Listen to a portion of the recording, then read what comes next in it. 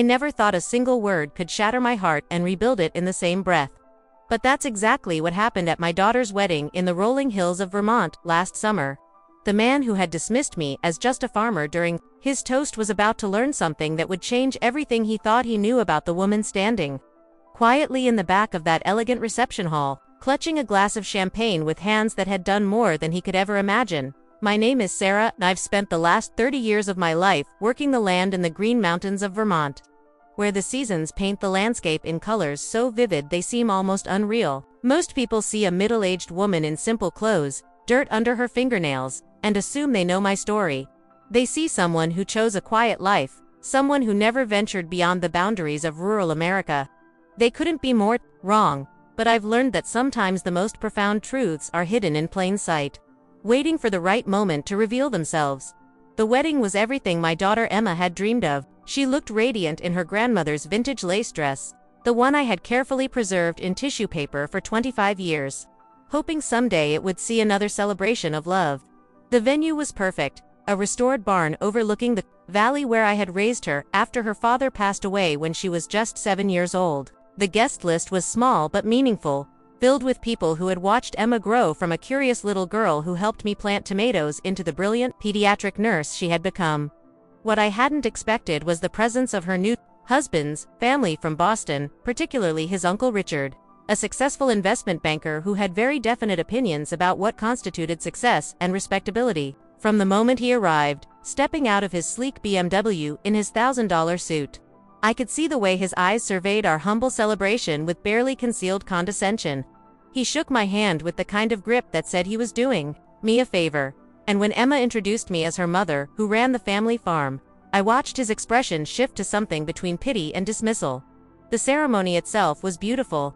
Emma and Michael exchanged vows they had written themselves, words that spoke of partnership, of building a life together based on mutual respect and shared dreams. I watched from the front row, tears streaming down my face, remembering all the nights I had worried about raising a daughter alone, wondering if I was giving her enough, if my love could compensate for all the things I couldn't provide. Seeing her there, so confident and radiant, I knew that somehow we had done something right. The reception began with the usual formalities. There were toasts from the best man, Emma's college roommate, and Michael's parents, each one filled with warm wishes and funny stories. The atmosphere was joyful, relaxed, exactly what Emma had wanted. People were laughing, dancing, celebrating this union between two people who clearly adored each other. I was content to fade into the background, to watch my daughter's happiness unfold, to savor this moment that I had dreamed about since the day she was born. Then Richard stood up. He didn't ask anyone if he could speak. He simply rose from his seat at the head table, tapped his fork against his crystal wine glass, and commanded the attention of everyone in the room. His voice carried the authority of someone accustomed to being heard, the confidence of a man who had never doubted his own importance. He began with the usual pleasantries, welcoming everyone to celebrate Michael and Emma's union, commenting on how lovely the bride looked and how fortunate Michael was to have found such a wonderful woman. But then his tone shifted subtly. He began talking about the importance of family, about how marriage wasn't just about two people but about the joining of two families, two legacies, two ways of life. He spoke about Michael's bright future, his potential in the technology sector, the doors that would open for him as he established himself in Boston's professional community. His words were carefully chosen, but the subtext was clear. He was drawing distinctions, creating categories, establishing hierarchies. That's when his gaze found me. Of course, he continued, his voice taking on a patronizing tone that made my stomach clench. We all come from different backgrounds, different walks of life. Emma's mother, for instance. He paused, and I felt every eye in the room turn toward me. She's just a farmer. Simple, honest work, I'm sure, but hardly the kind of sophisticated background that prepares someone for the complexities of modern life. The words hit me like a physical blow. Just a farmer. As if my life, my choices, my sacrifices, could be reduced to those three dismissive words. As if the woman who had worked 18-hour days to keep our farm running after my husband died, who had driven Emma 2 hours each way to violin lessons because she showed musical talent, who had saved every penny to send her to college, who had held her when she cried over her first heartbreak and cheered when she graduated nursing school, could be summarized so simply, so cruelly. I felt the heat rise in my cheeks, felt the familiar tightness in my chest that came when I encountered this kind of casual cruelty. Around me, I could sense the discomfort of our guests, the awkward shifting in chairs, the exchanged glances. Emma's face had gone pale, and I could see Michael's jaw tightening as he realized what his uncle was doing. But Richard seemed oblivious to the tension he had created. Or perhaps he simply didn't care. He continued his toast, but I barely heard the words. My mind was reeling, transported back to all the times I had faced this kind of judgment.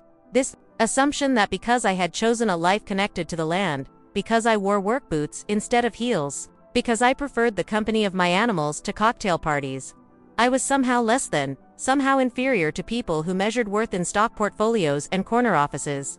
What Richard didn't know, what none of them knew, was that my path to farming hadn't been a matter of limited options or lack of ambition. 28 years ago, I had been Dr. Sarah Chen, a trauma surgeon at Massachusetts General Hospital in Boston.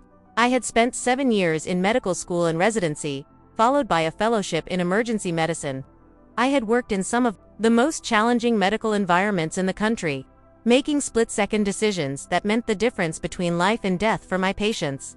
I had been good at it, exceptional even. My colleagues respected my skills, my ability to remain calm under pressure, to think clearly when chaos erupted around me.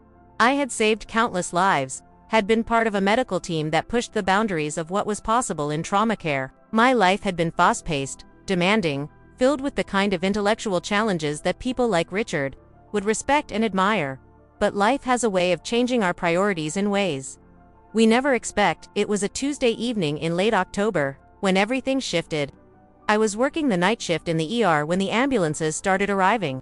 There had been a multi-car accident on the interstate, the kind of massive pileup that happens when fog rolls in suddenly, and drivers don't have time to react. We received 7 victims, all with varying degrees of trauma, and the ER exploded into the controlled chaos that I knew so well. Among the victims was a young construction worker named David Martinez. He was 26 years old, about to be married, working double shifts to save money for the small farm he and his fiancée dreamed of buying in Vermont. The paramedics brought him in with massive internal bleeding, multiple fractures, and what appeared to be severe traumatic brain injury by all medical standards. His chances were slim, but something about David reminded me of my own husband, the gentle man I had married 2 years earlier, who shared my dreams of someday slowing down, of finding a different way to live. I threw everything I had into saving David's life.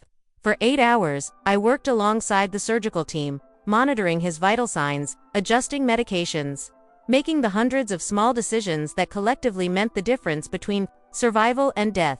We saved him. Against all odds, David Martinez lived. He recovered fully, went on to marry his fiancée, and bought that farm in Vermont where they raised 3 children and grew vegetables that fed their community. I followed his story over the years, watching from afar as he built the life he had dreamed of. The life that had almost been stolen from him on that foggy Tuesday night. That case changed something fundamental in me. I began to question whether the adrenaline-fueled intensity of trauma medicine was truly where I belonged. Whether the constant exposure to human suffering was the way I wanted to spend my life. I started thinking about healing in broader terms. About the difference between saving lives and nurturing life. Between emergency intervention and sustainable growth. When my husband was diagnosed with pancreatic cancer 2 years later, my perspective shifted even further. I took a leave of absence to care for him, and we spent his final months talking about what really mattered, what kind of legacy we wanted to leave. He had always dreamed of farming, of working with his hands to create something beautiful and nourishing. As I watched him fade away, I promised him that I would find a way to honor that dream. After he died, I was left with Emma, then just 7 years old, and a choice about how to move forward. I could have returned to surgery, could have climbed the hospital hierarchy, could have built the kind of career that would have impressed people like Richard. Instead, I sold our house in Boston, took the life insurance money, and bought a small farm in Vermont where I could raise my daughter in a different kind of environment. The transition wasn't easy. I had to learn everything from scratch, from soil management to crop rotation to the complexities of sustainable agriculture. I studied with the same intensity I had once brought to medical textbooks, reading everything I could find about organic farming, attending workshops and conferences, connecting with other farmers who became my teachers and mentors. Emma grew up helping with the animals, learning to drive the tractor. understanding the rhythms of planting and harvest that governed our lives. What I discovered was that farming required many of the same skills that had made me a good surgeon: the ability to diagnose problems quickly, to make decisions under pressure, to understand complex systems and how they interacted. The precision required to perform delicate surgical procedures translated well to the careful timing needed for planting and harvesting. The stamina that had carried me through 30-hour shifts in the ER served me well during the exhausting days of early spring planting or late fall harvest. But farming offered something that medicine never had: the opportunity to create rather than just repair, to nurture growth rather than just prevent death. Every seed I planted was an act of faith in the future. Every healthy plant was evidence of my ability to support life rather than just fight against its ending. The work was physical in a way that balanced the intellectual intensity of my medical training, grounding me in the tactile reality of soil and weather and seasons. Over the years, our small farm grew into something remarkable. We specialized in heirloom vegetables and organic herbs, supplying restaurants throughout New England with produce that chefs praised for its exceptional quality and flavor. I developed innovative growing techniques that increased our yield while maintaining our commitment to sustainable practices. Other farmers began seeking my advice, and I found myself teaching workshops on soil health and crop management.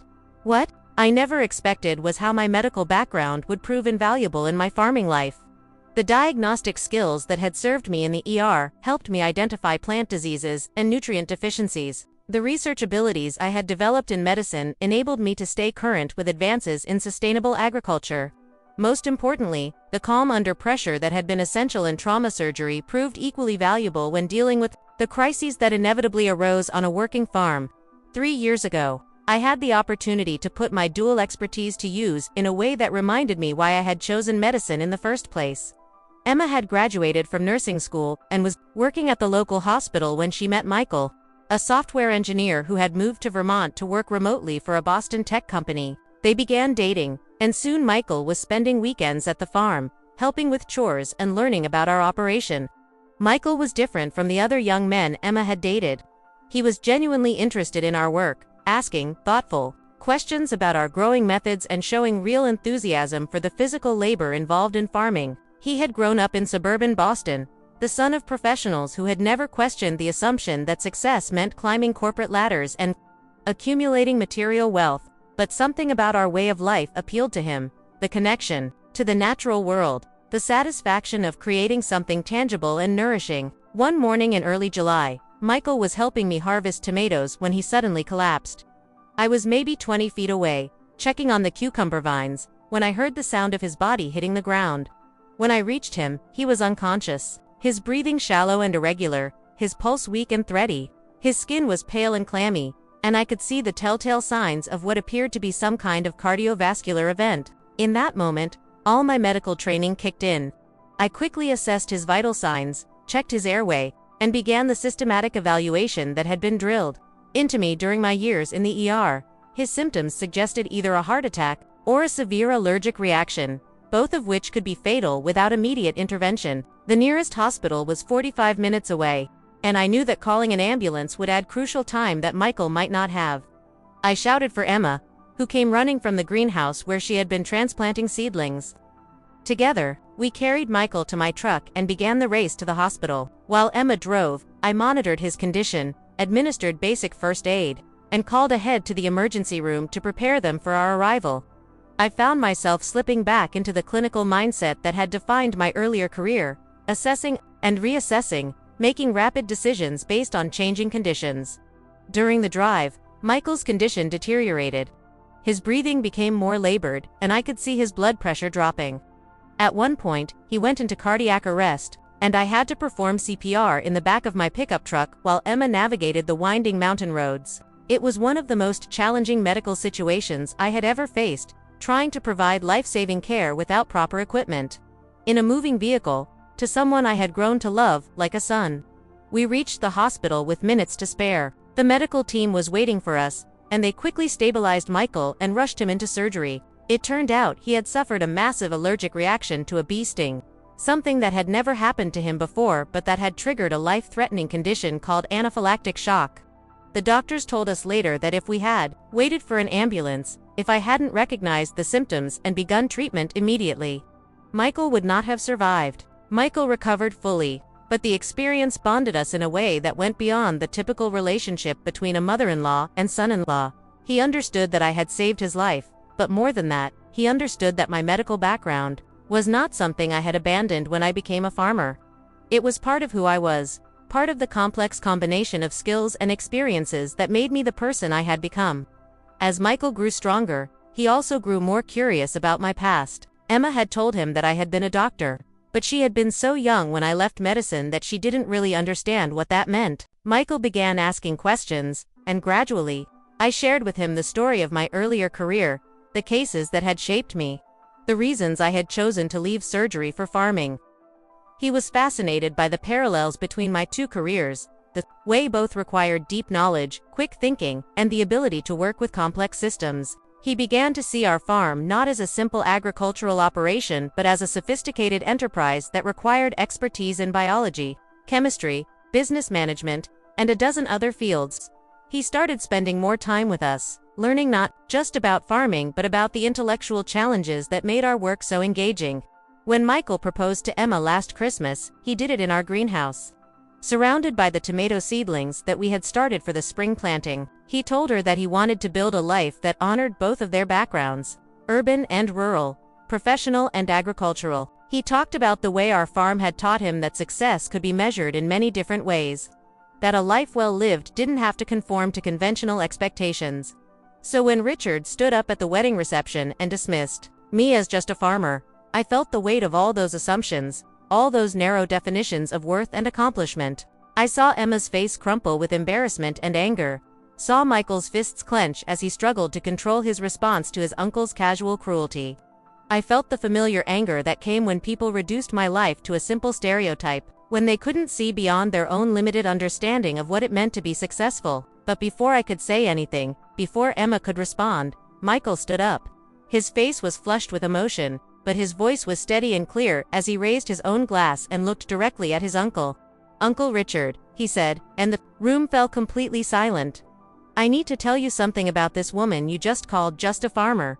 3 years ago, I was working in Sarah's tomato field when I suffered a severe allergic reaction that sent me into anaphylactic shock. I collapsed, stopped breathing, went into cardiac arrest. The nearest hospital was 45 minutes away, and I would have died before any ambulance could reach me." He paused, and I could see tears gathering in his eyes as he continued. But Sarah didn't panic. She immediately recognized what was happening, began emergency treatment, and performed CPR on me in the back of her pickup truck, while Emma drove us to the hospital. The doctors told us later that her quick thinking and medical expertise saved my life. You see, Uncle Richard, before Sarah became a farmer, she was Dr. Sarah Chen, a trauma surgeon at Mass General. She didn't leave medicine because she couldn't handle it. She left because she chose a different kind of healing, a different way of nurturing life. The silence in the room was complete now. I could feel everyone's eyes on me, but for the first time all evening, it wasn't the uncomfortable attention of pity or condescension. Michael wasn't finished. "This woman you dismissed as just a farmer has saved more lives than most doctors ever will. She's built a farm that feeds hundreds of families throughout New England. She's raised an incredible daughter who is now saving lives herself as a pediatric nurse. She's taught me that intelligence and compassion can take many forms, that success isn't about the size of your bank account or the prestige of your job title. It's about the positive impact you have on the world around you." He turned to look at me directly, his voice thick with emotion. "Sarah Chen is not just anything. She is one of the most remarkable people I have ever known, and I am honored to call her my mother-in-law.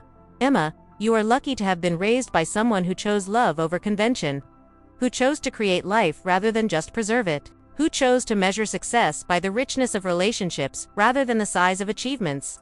The room erupted in applause, but I barely heard it. I was staring at Michael, this young man who had understood something about my life that I had never fully articulated myself.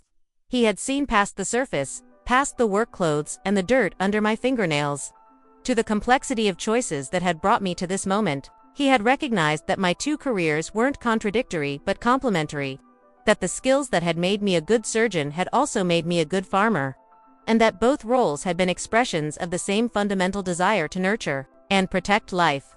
Richard's face had gone through several color changes during Michael's speech. I could see him struggling to process this information, to reconcile his assumptions about farmers with the reality of who I actually was. When the applause died down, he stood up again, but this time his demeanor was completely different. His voice was quiet, almost humble, as he spoke. "I owe you an apology," he said, looking directly at me. "I made assumptions based on ignorance and prejudice, and I'm deeply sorry. Michael is right. You are clearly an extraordinary woman, and I was wrong to judge you based on such limited understanding." I appreciated his apology, but what struck me most was not his embarrassment but the broader lesson of the moment. How many times do we encounter people whose true stories we never learn? How often do we reduce complex human beings to simple categories based on their appearance, their occupation, their circumstances? Richard's mistake was not unique. It was the kind of casual judgment that happens countless times every day, the assumption that we can know someone's worth by looking at the surface of their life. After the reception, as we cleaned up the remnants of the celebration, Emma came to me with tears in her eyes. "Mom," she said, "I'm so sorry about what happened. I had no idea Richard would say something like that." I pulled her close, breathing in the scent of her hair, the same sweet smell that had comforted me through so many difficult moments over the years. "You have nothing to apologize for, sweetheart. Uncle Richard taught us all something important tonight about the danger of assumptions, about the importance of looking deeper than surface appearances."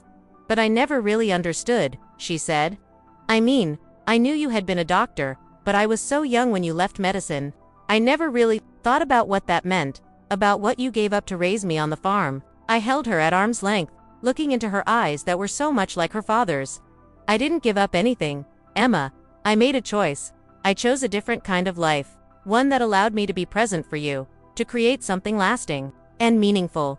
Every decision I made was motivated by love, by the desire to build a life that honored your father's memory and gave you the best possible foundation for your own future." Michael joined us then, wrapping his arms around both of us.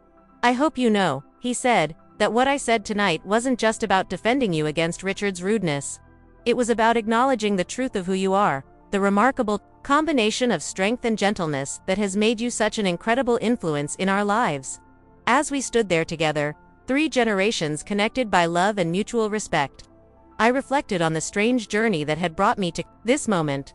The path from trauma surgeon to farmer had not been linear or predictable, but it had been authentic to who I was and what I valued. The skills I had learned in medicine had served me well in agriculture, and the peace I had found in farming had given me a perspective on life that I could never have achieved in the hyper-sure environment of the hospital.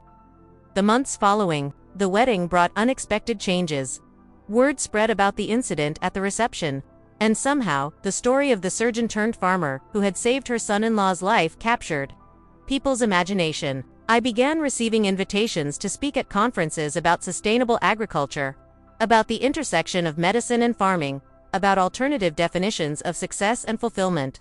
What surprised me was how hungry people were for stories that challenged conventional assumptions about career paths and life choices. I heard from doctors who were burned out by the demands of modern medicine and curious about alternatives. I met farmers who were interested in incorporating more scientific approaches into their agricultural practices. I connected with people who were struggling to find meaning in their work, who were looking for ways to align their careers with their values. These conversations reminded me that my story was not unique in its complexity, only in its specific details. Every person contains multitudes, carries within themselves the accumulated experiences of all their choices and circumstances. The investment banker might have been a poet in college. The teacher might have dreamed of being a marine biologist. The farmer might have been a surgeon. We are all more than the sum of our most visible parts, more than the simple categories that society uses to define and limit us. I also began to understand that my defensive reaction to Richard's comment had been about more than just personal offense. It had been about the broader cultural tendency to devalue certain kinds of work, to create hierarchies that privilege some forms of contribution over others. The assumption that intellectual work is more valuable than physical work, that urban success is more meaningful than rural accomplishment, that prestigious careers are more worthy of respect than humble ones. The truth is that our society needs farmers as much as it needs surgeons, needs people who understand the soil as much as those who understand the human body. We need individuals who can nurture plants and those who can heal patients, people who can create sustainable food systems and those who can perform life-saving operations. The diversity of human talents and interests is what makes our communities resilient and complete. My farm has become a teaching laboratory where I share not just agricultural techniques but also the broader lessons about following unconventional paths, about defining success on your own terms, about the courage required to make choices that don't conform to other people's expectations. Students come from agricultural colleges, but also from medical schools, from business programs, from anywhere people are questioning what it means to build a meaningful life. Emma and Michael bought a house just 2 miles from the farm. Close enough that they can help with the daily work, but far enough that they have their own space to build their marriage. Michael has started a small tech consulting business that allows him to work with sustainable agriculture companies, combining his software skills with his growing knowledge of farming.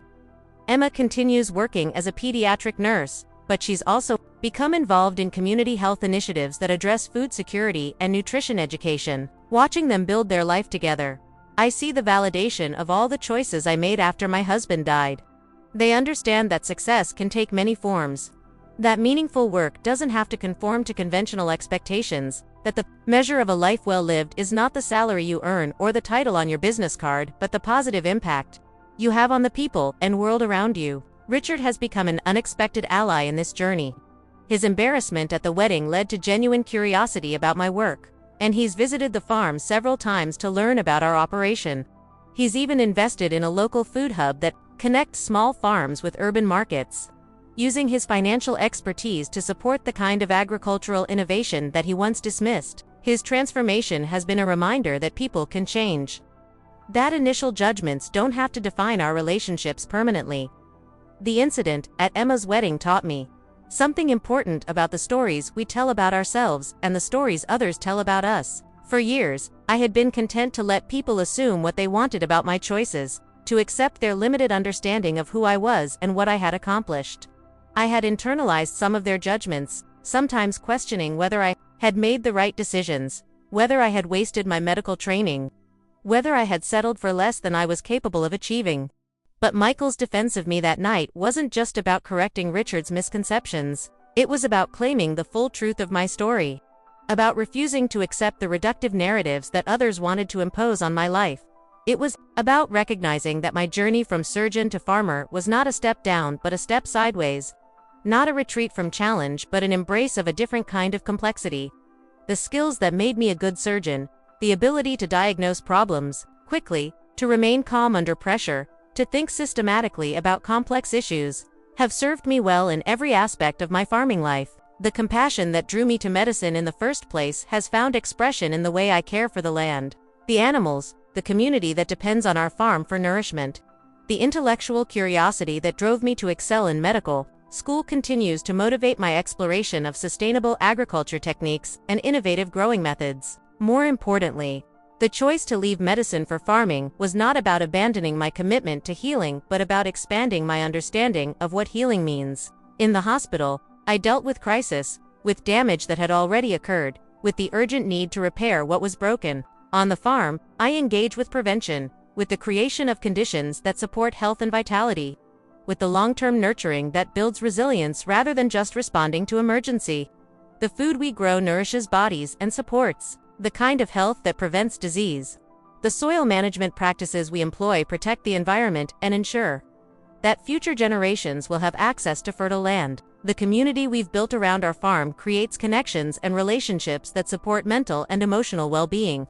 The education we provide helps other people make informed, opposite choices about their own health and their relationship with the natural world. This holistic approach to healing, this understanding that health and wellness extend far beyond the walls of hospitals and clinics, has given my life a sense of purpose and meaning that I never experienced during my years in medicine. The pace is different, the rewards are less immediate, but the impact is broader and more sustainable. I'm not just saving individual lives in moments of crisis. I'm contributing to the conditions that support life and health for entire communities over time. As I've shared my story at conferences and workshops, I've been struck by how many people are hungry for permission to make unconventional choices, to prioritize meaning over prestige, to define success in terms of personal fulfillment rather than external recognition. The assumption that there is one right path to a successful life, that certain careers are inherently more valuable than others, That we must choose between intellectual challenge and personal satisfaction limits our potential and narrows our understanding of what it means to live fully. My path from surgeon to farmer is just one example of the many ways people can combine their skills and interests to create lives that honor both their training and their values. The doctor who becomes a public health advocate, the lawyer who transitions to environmental activism, the business executive who starts a nonprofit, the teacher who becomes a farmer. All of these represent the kind of creative career evolution that becomes possible when we reject rigid definitions of professional identity. The key is recognizing that our experiences are cumulative, that skills learned in one context can be applied in another, that expertise is transferable even when it doesn't look like traditional career advancement. The diagnostic skills I learned in medicine have made me a better farmer. The business skills I've developed running our farm operation would serve me well if I ever return to healthcare administration. The teaching abilities I've cultivated through workshops and conferences have deepened my understanding of my own work. This interconnectedness of different types of knowledge and experience is something that our increasingly specialized society often overlooks. We create artificial boundaries between disciplines, between theoretical and practical knowledge, between intellectual and physical work, that limit our ability to see the full potential of human capability. The assumption that choosing farming over surgery represents a step backward, that physical labor is less valuable than intellectual work, that rural life is less sophisticated than urban life, reflects a narrow understanding of the many forms that intelligence and achievement can take. I think about this often as I work in my fields, as I teach workshops on sustainable agriculture, as I watch Emma and Michael build their own version of a meaningful life. The choices we make about how to spend our time, how to apply our talents, how to contribute to our communities, are deeply personal decisions that should be based on our own values and aspirations rather than on other people's expectations or society's limited definitions of success.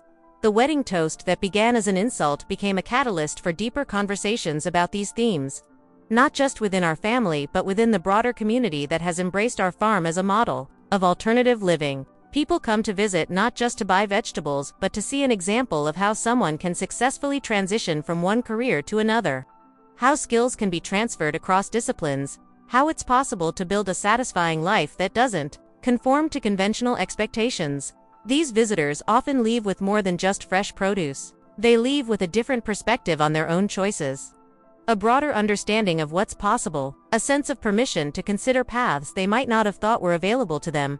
The conversations we have while they're selecting tomatoes and herbs often turn into discussions about career transitions, about the courage required to make significant life changes, about the importance of finding work that aligns with personal values. What I've learned from these interactions is that my story resonates not because it's unique, but because it's representative of a common human desire to live authentically, to make choices based on our own sense of purpose rather than on external pressure or expectations. The specific details of my transition from surgeon to farmer are particular to my circumstances, but the underlying theme of choosing meaning over convention, of prioritizing personal fulfillment over external recognition, speaks to something many people are feeling in their own lives. The challenge for most people is not knowing what they want to do differently, but finding the courage to actually make the changes they know they need to make. The fear of judgment, of financial insecurity, of starting over in a new field, keeps many people trapped in careers that no longer serve them, in lives that feel increasingly disconnected from their true interests and values. My experience suggests that these transitions, while challenging, are more possible than most people believe. The skills we develop in any field are more transferable than we often realize. The courage to make significant changes grows stronger with each small step we take toward a more authentic life. The support of family and community, while helpful, is not always necessary for successful career transitions. Sometimes the most important thing is simply giving ourselves permission to imagine a different kind of life. The farm has become a place where these possibilities are explored and celebrated. We host workshops not just on agricultural techniques, but on career transitions, on finding meaning in work, on building communities that support individual growth and authentic living. The people who come to these events are doctors and lawyers and teachers and business executives who are all asking similar questions about how to align their work with their values, how to create lives that feel more integrated and purposeful. What they find here is not a prescriptive answer about what they should do with their lives, but an example of what becomes possible when someone has the courage to follow their own path.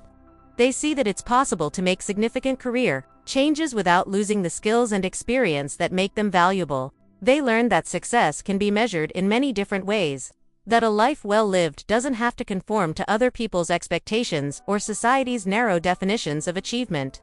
The ripple effects of these conversations extend far beyond our farm. People go back to their urban jobs with a different perspective on their choices, a broader understanding of what's possible, sometimes the courage to make changes they've been contemplating for years. They start their own farms, transition to careers in environmental activism, become teachers, start nonprofits, or simply approach their existing work with a renewed sense of purpose and connection. This is the real legacy of the choice I made 25 years ago to leave surgery for farming.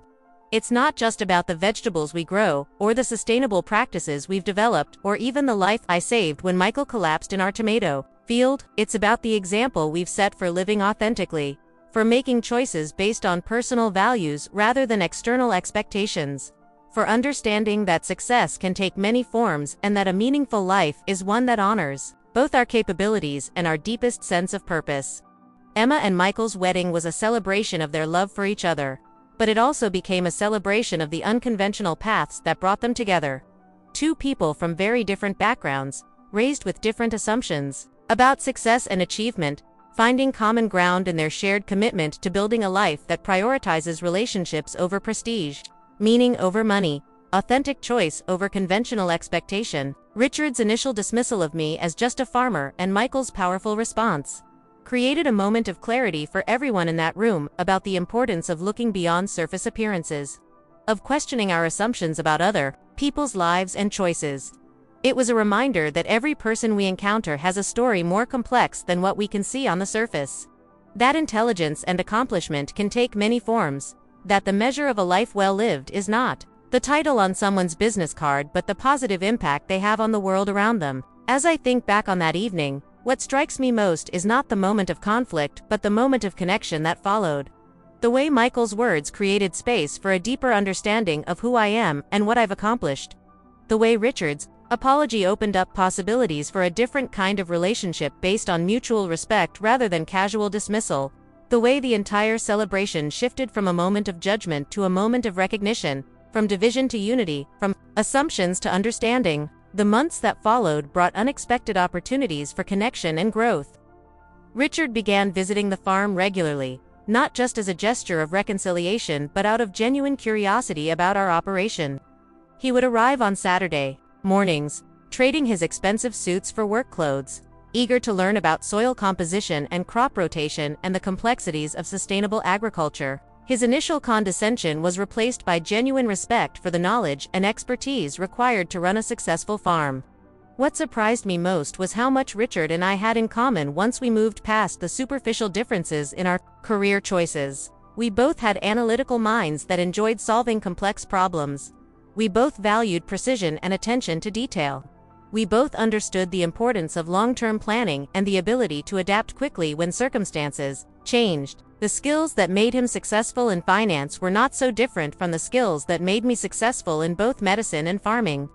These conversations with Richard reminded me that the artificial divisions we create between different types of work often obscure the underlying similarities in the abilities and approaches that lead to success in any field. The stereotype of the simple farmer and the sophisticated financier dissolved when we actually talked about the challenges we faced in our respective work, the problem-solving strategies we employed, the ways we measured success and failure. Richard's visits became learning experiences for both of us. He taught me about business strategies that I could apply to our farm operation, helping me understand market analysis and financial planning in ways that improved our profitability and sustainability. I shared with him the scientific principles that governed our growing methods, the way we diagnosed and treated plant diseases, the complex ecosystem management that sustainable farming required. What emerged from these exchanges was a deeper appreciation for the interconnectedness of different types of expertise. Richard's financial acumen helped me understand how to scale our operation without compromising our environmental principles. My medical background gave me insights into plant pathology that improved our crop health and yield. My farming experience taught both of us about the importance of patience, of working with natural cycles, of understanding that not everything can be controlled or accelerated. These lessons extended beyond the practical aspects of our work to broader questions about how we define value and success.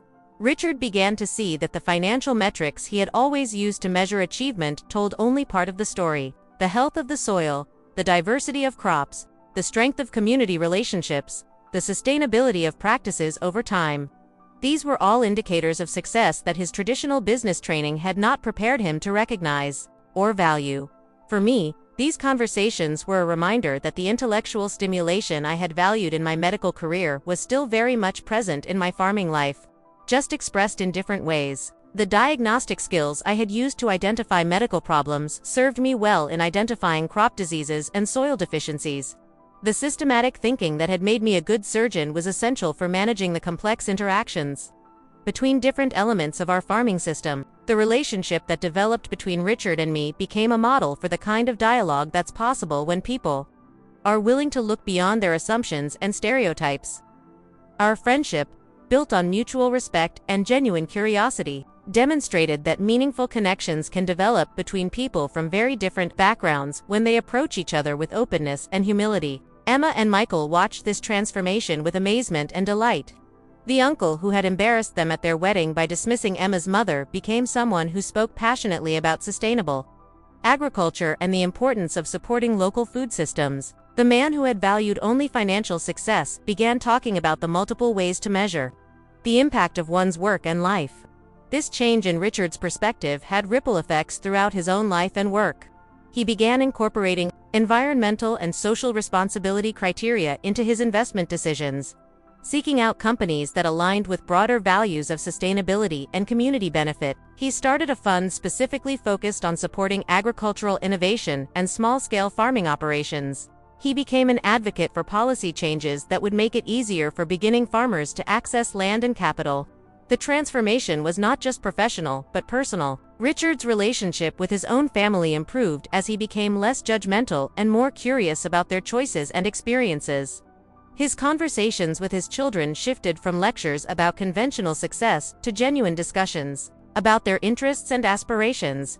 He began to see that his role as a father and uncle was not to impose his definitions of achievement but to support the people he loved in finding their own paths to meaningful lives. These changes in Richard's approach to life and work illustrated something important about the power of personal relationships to challenge and expand our understanding of what's possible. The encounter at Emma's wedding could have ended with hurt feelings and continued misunderstanding. Instead, it became the beginning of a friendship that enriched both of our lives and demonstrated the possibility of growth and change at any stage of life. The farm became a gathering place for these kinds of transformative conversations. People would come to buy vegetables and end up staying for hours, talking about their own dreams and aspirations, their struggles with career dissatisfaction, their questions about how to build more meaningful lives. The greenhouse became an informal counseling center where people explored their options and found encouragement for the changes they were contemplating. What I discovered through these interactions was that my story of transition from surgeon to farmer was just one example of a much broader human need for work that feels purposeful and authentic. The specific details of my career change were unique to my circumstances, but the underlying desire to align work with values, to find meaning in daily activities, to contribute to something larger than oneself, was universal. The people who visited our farm came from all walks of life, all stages of career development, all levels of education and experience. What they shared was a sense that their current work, while perhaps financially rewarding or professionally respected, was not fully utilizing their capabilities or addressing their deepest interests. They were looking for examples of how to make changes, for permission to consider alternatives, for practical advice about career transitions. These conversations taught me that the courage to make significant life changes is not something that people either have or don't have, but something that can be developed through exposure to examples of successful transitions, through supportive relationships, through practical information about how to navigate change. The more people heard stories of successful career transitions, the more possible such changes seemed for their own lives. I began to see our farm not just as an agricultural operation but as a demonstration site for alternative ways of living and working. The visitors who came to learn about sustainable farming often left with insights about sustainable living more broadly. about how to make choices that support both personal fulfillment and community well-being, about how to measure success in terms that go beyond financial accumulation and professional prestige. The educational component of our work expanded to include workshops on career transition, on finding work that aligns with personal values, on building resilience for making significant life changes. These sessions were as popular as our traditional farming workshops, drawing people who were not necessarily interested in agriculture but were very interested in the broader question of how to build authentic, meaningful lives. What surprised me was how many people were living lives that felt disconnected from their true interests and values. Successful professionals who had achieved everything they had been taught to want but who felt empty and unfulfilled. Young people who were following career paths chosen by their parents rather than pursuing their own interests. Mid-career individuals who realized that their work was not contributing to the kind of world they wanted to live in. These conversations reminded me that the choice I had made to leave surgery for farming was not just about my personal circumstances, but about broader questions that many people face about how to live authentically in a society that often rewards conformity over creativity, conventional success over personal fulfillment, external achievement over internal satisfaction. The farm became a place where these questions could be explored safely, where people could imagine different possibilities for their lives without the pressure of immediate decision-making. The physical work of farming, the connection to natural cycles, the satisfaction of growing food that nourished others, provided a tangible example of work that felt meaningful and purposeful. But more importantly, the conversations that happened around this work demonstrated that meaningful career transitions were possible, that skills were more transferable than most people realized, that success could be defined in many different ways, that it was never too late to make changes that would bring work and life into better alignment. Emma and Michael's marriage became a symbol of this broader theme of finding authentic paths through life. Their relationship bridged different worlds, different assumptions about success and achievement, different ways of understanding what it meant to build a meaningful life together. They demonstrated that it was possible to honor both tradition and innovation, both professional ambition and personal values, both individual achievement and community contribution.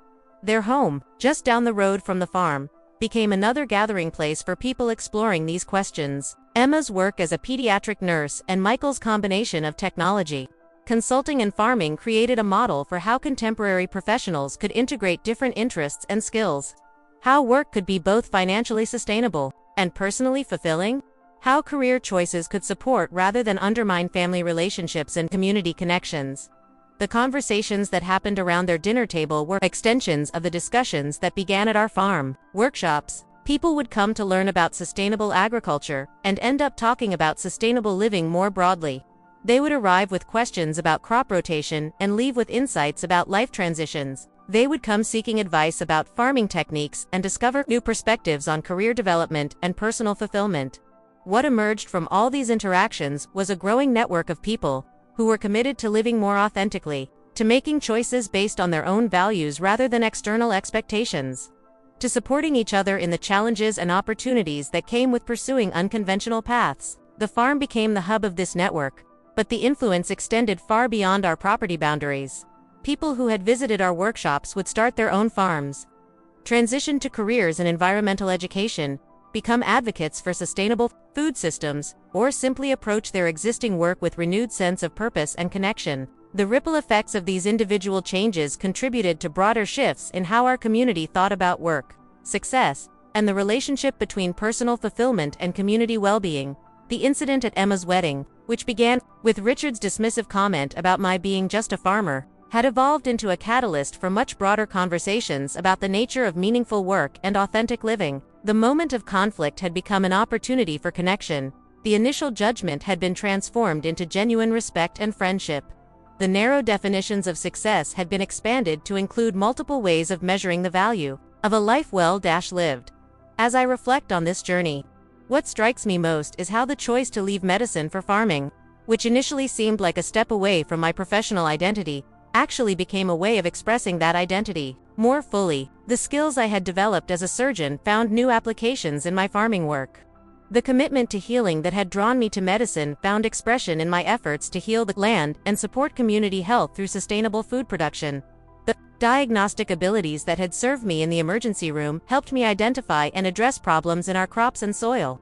The calm under pressure that had been essential for surgery proved equally valuable during the crises that inevitably arose on a working farm. The teaching skills I had developed as a resident supervisor found new purpose in the workshops and educational programs we offered to other farmers and community members. Most importantly, the deep sense of purpose that had motivated my medical career found renewed expression in my farming life. The desire to save lives, to prevent suffering, to contribute to human well-being. These fundamental motivations were still present but expressed through different means: growing healthy food, supporting sustainable agriculture, teaching others about the connections between soil health and human health. These were all ways of serving the same fundamental commitment to healing and well-being that had originally drawn me to medicine. The realization that my two careers were not contradictory but complementary, that the transition from surgeon to farmer was not a step backward but a step sideways into a different expression of the same core values, was liberating in ways I had not expected. It allowed me to claim both identities, to see myself as both a doctor and a farmer, to understand that the skills and experiences I had gained in each role enriched my ability to exceed in the other. This integrated understanding of my professional identity became something I could share with others who were struggling with similar questions about career transitions and the relationship between work and personal fulfillment, the false choice between intellectual work and physical work, between professional prestige and personal satisfaction, between individual achievement and community contribution, could be transcended by recognizing that meaningful work often involves elements of all these dimensions. The people who visited our farm were often surprised to learn about my medical background, but they were even more surprised to discover that I didn't see it as something I had left behind but as something that continued to inform and enrich my current work. The integration of different types of knowledge and experience, the combination of scientific training with practical application, the blend of analytical thinking with hands-on problem solving, these were all examples of how apparent contradictions could be resolved through a more expansive understanding of what it meant to live and work authentically. The wedding toast that had begun as a moment of judgment had become a catalyst for these broader revelations about the nature of meaningful work and authentic living. Richard's initial dismissal of me as just a farmer had been based on narrow assumptions about the value of different types of work. Michael's response had challenged those assumptions and created space for a deeper understanding of the complexity and richness of individual career paths. But the real transformation had happened in the months and years that followed. As Richard and I developed a friendship based on mutual respect and genuine curiosity about each other's work and experiences, the ongoing conversations with visitors to our farm, the workshops and educational programs we offered, the network of relationships that developed around our shared commitment to authentic living. These were all extensions of that initial moment of conflict and resolution. What I learned from this experience was that the stories we tell about our lives, and the stories others tell about us, have real power to shape our understanding of what's possible. The narrative of the surgeon who became just a farmer was a story of limitation and loss. The narrative of the healer who expanded her understanding of healing to include the land and the community was a story of growth and integration. The difference between these two stories was not in the facts of what happened but in the framework used to interpret those facts. The first story was based on conventional assumptions about professional hierarchy and the relative value of different types of work. The second story was based on a broader understanding of what it means to live purposefully and contribute meaningfully to the world. The power of Michael's wedding toast was not just in correcting misinformation about my background, but in offering an alternative framework for understanding career transitions and life choices. His words created permission for a different kind of story, one that honored both the complexity of individual experiences and the multiple ways that people can contribute to their communities and the world.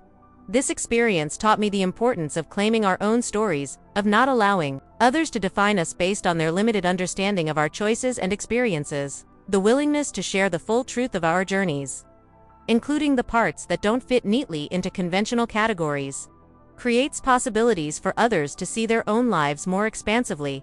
The farm has become a place where these alternative stories are celebrated and explored. Every person who visits brings their own complex history of choices and experiences, their own questions about how to live authentically, their own struggles with the tension between external expectations and internal desires. The conversations that happen here are opportunities to practice telling our stories in ways that honor their full complexity and richness. As I stand in my fields each morning, Watching the sunrise over the mountains that have been my home for more than 2 decades, I am grateful for the journey that brought me here.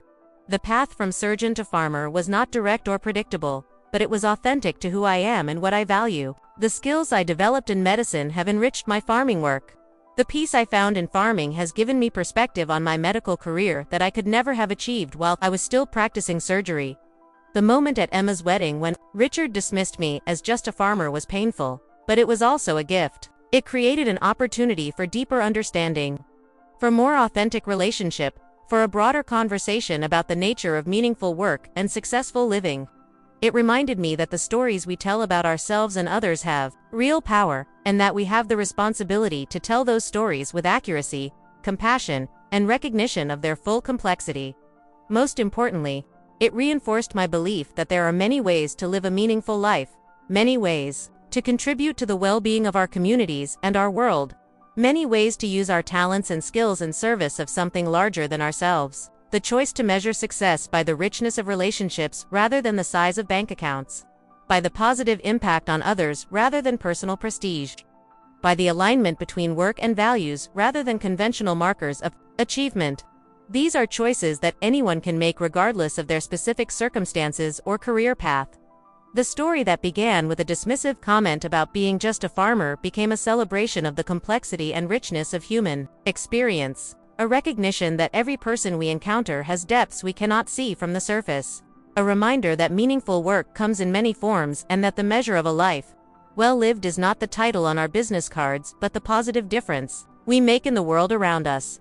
If this story has resonated with you, if it has made you think differently about your own choices and possibilities, if it has reminded you that there are many ways to live authentically and contribute meaningfully to the world, then I invite you to subscribe to this channel. The conversations we're having here about meaningful work, authentic living, and the courage to make unconventional choices are ongoing.